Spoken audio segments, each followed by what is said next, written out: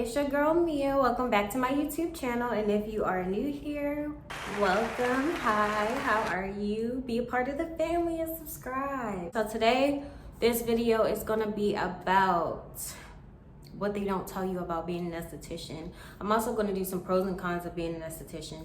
I'll just say my experience getting out of school and what I thought it was gonna be versus what it really was. So when I was in school, I was super excited to be in the work field. I was super excited to be an esthetician. For those of you who don't know, I graduated in 2019, so it was still like kind of a weird time because it was still during the pandemic, and it kind of affected my work life and my school life at the same time because, you know, all the COVID stuff going on and everything like that. So it was a pretty weird time for me to be in school, and then for me to graduate in 2020, it was just like, it was a little rocky because, you know, people weren't really going out as much. People weren't getting self-care and beauty stuff as much because people were really afraid to take off their masks and everything for a good while. So I don't know what it's like for someone else who graduated before the pandemic and was working before the pandemic, but it was just weird for me. When I first applied to school, it was very exciting. Like, we were doing facials, and what they don't tell y'all is in school they mostly do facials. For those of you who don't know, I am a wax specialist. That's what I mostly do. I still do facials, but I do waxes more than anything else. So right now I'm trying to get into more of the microneedling facials and microneedling on a bikini line. If you've never heard of microneedling on a bikini line, check out my video. I do have a video on that on my channel. When I graduated, I did not get straight into the workforce because I didn't want to apply to different what are they called? Different franchises that are like huge companies. I didn't want to go for that. I kind of wanted to go towards like a more privately owned company. So when I first graduated from esthetician school, I was actually working at a derm's office. It was like a medical practice where people, sorry if you see me moving up, that's me like moving my chair up.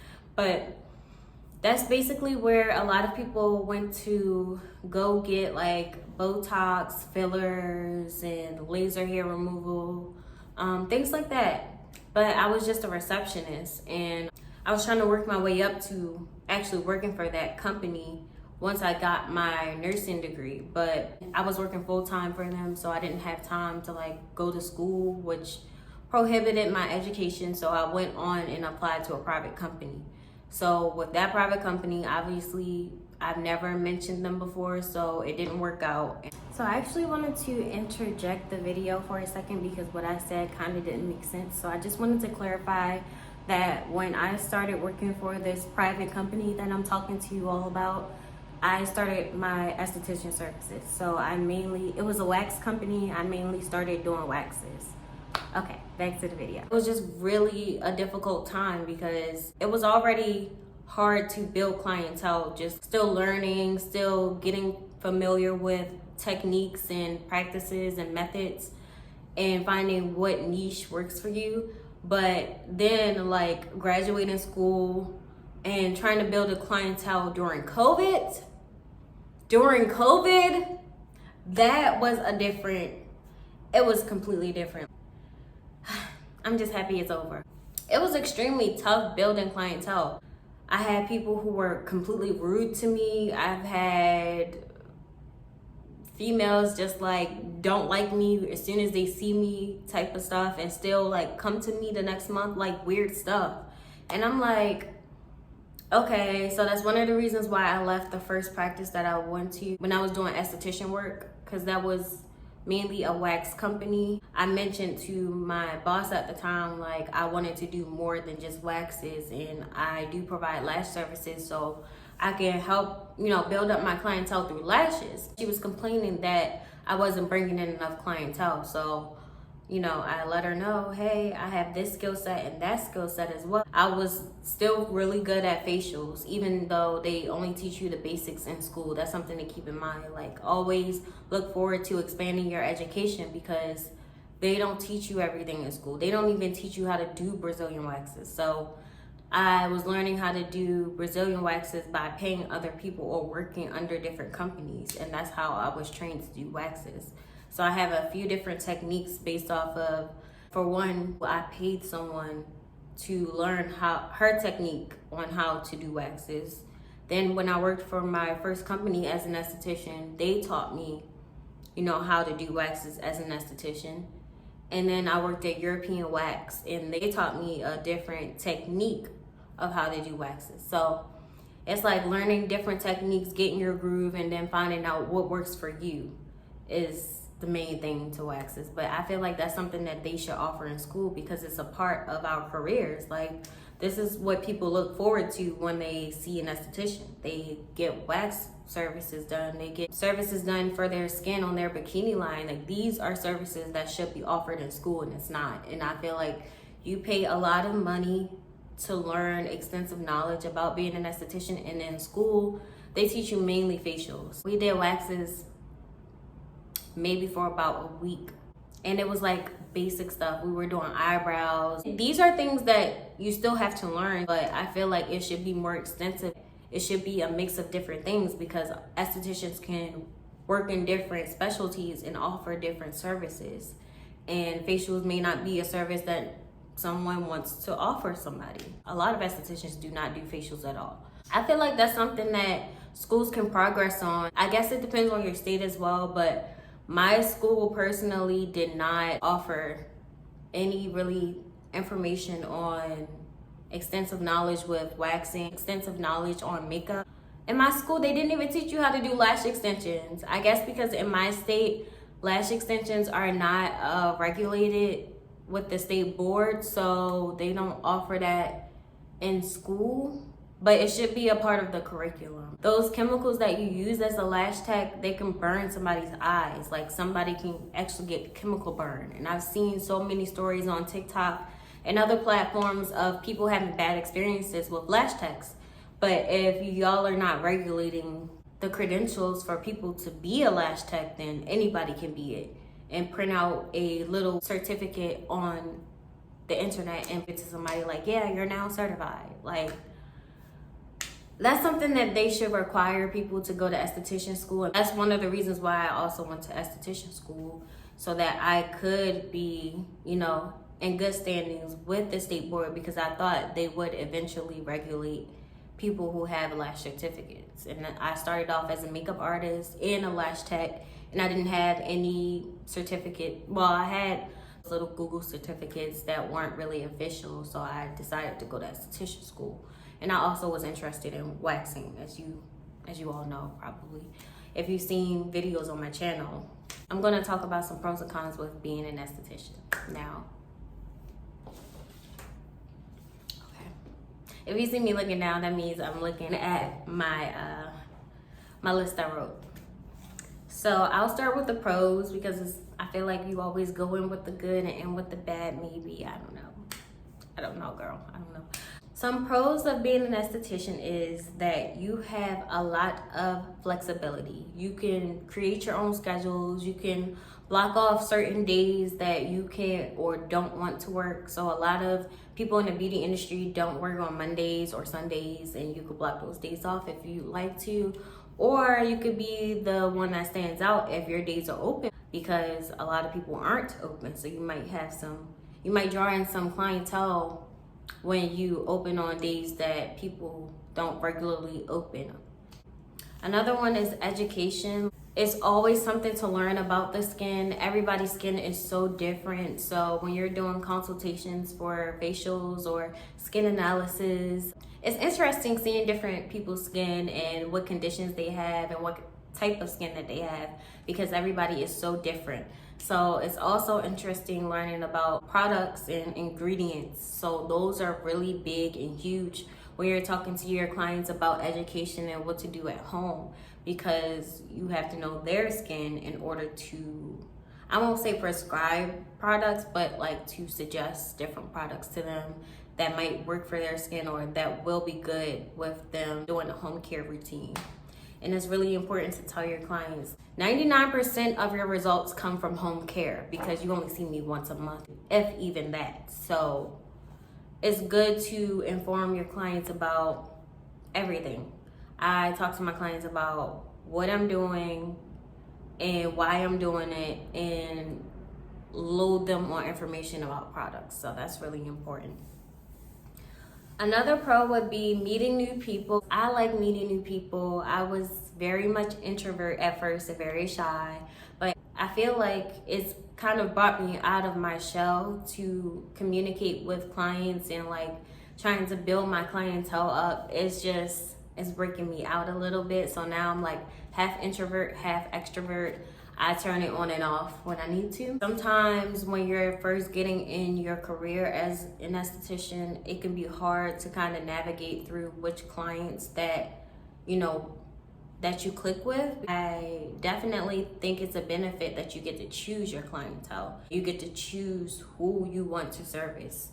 Make it clear that we don't need your money, because a lot of people be thinking like they can be disrespectful and just like rude because you need the money. Like, no, we're not doing that over here. Like, you're gonna come to me with respect and I'm gonna come to you with respect, and we're gonna respect each other, we're gonna love each other, and we're gonna build this relationship.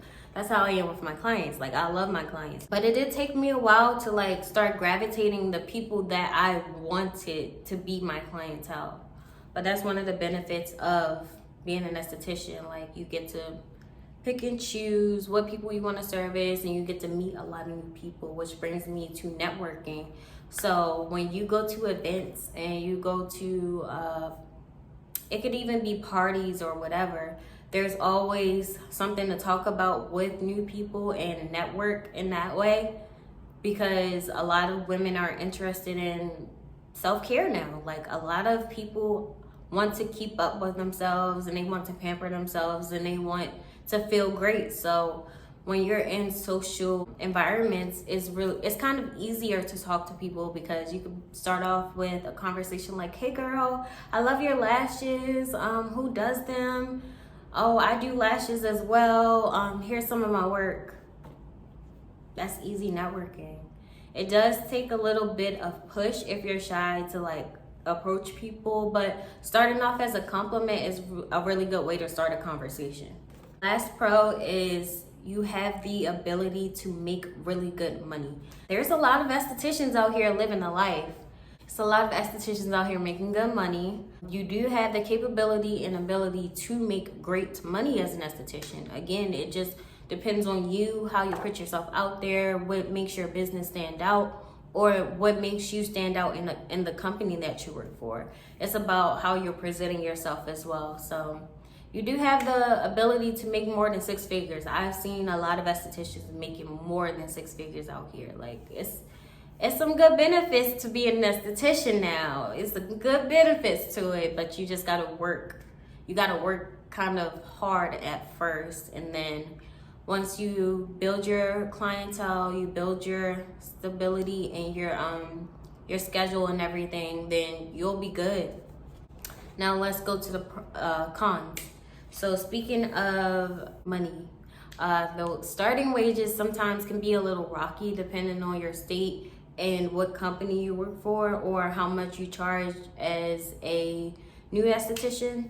Now, if you have your own business, please do not lowball yourself. Like, don't be out here doing no waxes for $35. We're not doing that, sis. Like, no, do not lowball yourself. Like, you're new, yes, you're new to the practice, you're new to the field, you're new to the industry, but do not do that. Because then once you start doing that, I'm only telling y'all from experience, because I've experienced these things. I've done like free waxes before, I've done free lash sets before, I've done $30 lash sets before, I've done $50 lash sets before, I've done $10 waxes. Like, do not lowball yourself, because you attract a certain type of person, and then once you raise your prices up, once you feel confident enough to raise your prices up, then they'll still be expecting, you to have that, give them that same wage. And it's like, no. Now, if you work for a company, it just depends on, again, your state, and it depends on what their starting wage is. Now the economy is different now. It may be a little bit higher than when I was looking, but just make sure you do your research before you work for other people and before you start your own business, or before you start your own business. Just do your own research. Figure out the wages for different places and how much they charge for their waxes and how much of a profit you're making from how much they're charging their clients if you're working for somebody else. Now, if you're working for yourself, make sure you pay attention to supplies and how much wax costs, or how much facial products cost, how much your retail is going to cost, because retail is very important. Like, you want to have retail to sell to your clients because they got to go home and do a routine.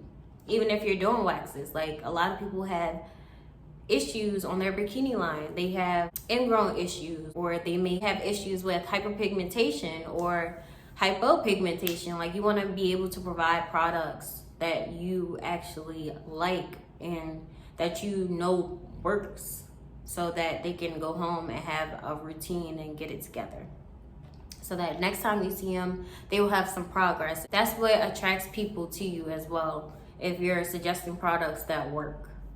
Now, you may have some products that may not work for everybody, but it's really good to start off with something. Even if it's just a sample of something, just give that to your clients. Like, hey, you can try this out. If it works for you, come back and you can get the full size and purchase the full size and use it at home as a consistent routine. I've already kind of talked about this one, but building the clientele it's hard when you first come out of school. If you are new to the beauty industry and you've never had a clientele to begin with, it can be a little hard, especially now, because a lot of people have set people that they go to. But not impossible. Just try to make yourself stand out in a way that best represents you and your business. I've kind of touched on this as well. Stability, as far as money-wise, the stability is not going to be there.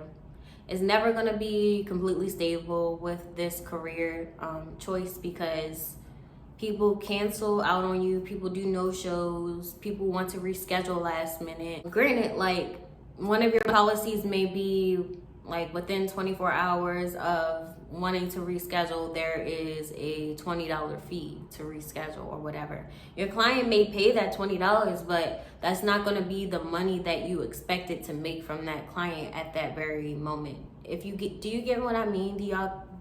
I hope y'all catching on. I'm sorry. It's like I'm having a real conversation, but it's kind of weird because you can't respond back to me. But anyway, if y'all get what I mean, like, just leave some comments. If you don't get what I mean, then I can break it down further. If you don't understand, just let me know. I try to put out these videos so that everyone can be informed about anything. And if you have any questions about anything, please do not hesitate to reach out to me. That's what I'm here for. You might be expecting a client to come in for like 2 services, and that could be like $200 or up, and you're expecting that money on that day. But if they want to reschedule to next week or 2 weeks out, then you have to wait for the funds. Like, do y'all get my drift? Like, y'all get my drift. So just make sure you are prepared for that, and make sure you are basically equipped to handle that, because it can be rocky and it can put you in a stressful state if you're not properly prepared for those events to take place. Cancellations and no-shows, man, they are the worst, especially the no-shows. If it's a new client, like, you might be excited to see them, or you might be like, hey, yeah, girl, come in, I got you, and then they just don't show up. Like, that's very disrespectful to your time, very disrespectful to your company. Like, it's just a waste, and somebody else could have had that slot. So that's the worst. I feel like that's the worst con. Like, you wasted time just sitting there waiting for somebody, and then they don't show up. And sometimes when you go on whatever site you're booking through, you might want to go in there and charge their card for the no-show fee that should be in your policy, by the way, and their card is not active, or it declines because the client canceled the card because they knew they weren't going to come. It's stuff like that that you have to be prepared for. And I touched a little bit on this con, which is like supply and demand. If you're really busy, it can be expensive to keep up with supplies, especially depending on which ones you're going for, because supplies and products can be very, very, very expensive. Like everything has gone up, everything has skyrocketed, and then they wonder why estheticians are out here charging like $70 for wax. I've even seen people charging $100 for a wax alone, like period, just $100 for a wax. And that is a little ridiculous to me, to be honest, but hey, that's just my opinion. Who am I? It depends on which state you live in as well. Let me make that very clear. If you're living in California, of course your wax is gonna be $100 because California is expensive. Like Cali, I love Cali. I've been there a few times. I love it, but it's very pricey to live there. And people have to realize, like, estheticians, this is how we make our money. This is how we live. This is our state of living, not including taxes. So at the end of the year, you may have to pay taxes. Like, it's a lot that comes with being an esthetician, and a lot of people do not tell you this when you're in school. And I feel like this should be a part of the curriculum if you're paying thousands of dollars for esthetician school. But it's okay.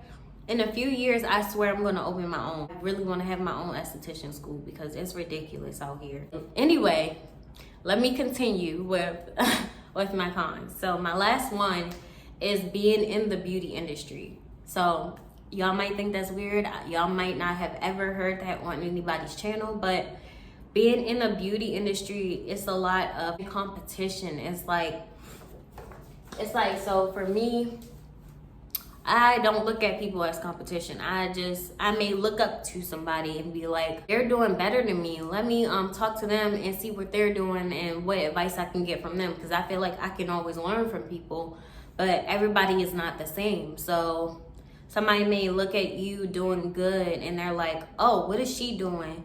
Oh, she ain't all that. This, and da. It's a lot of drama, like, for no reason. It's a lot of drama in the beauty industry. I can't understand why. I don't know. But it's some girls in the field that's just like real catty. Like, why? We're supposed to be here to uplift and build each other. This is what womanhood is supposed to be like. But everybody's not the same again. So yeah, that's all I have for today. I just want to thank y'all for coming on and clicking on my video. I told y'all I'm going to try to be a lot more consistent with content. My channel is looking a little different now because I put out different content now. Like, it's not just going to be esthetician things. I'm going to put out some vlogs eventually.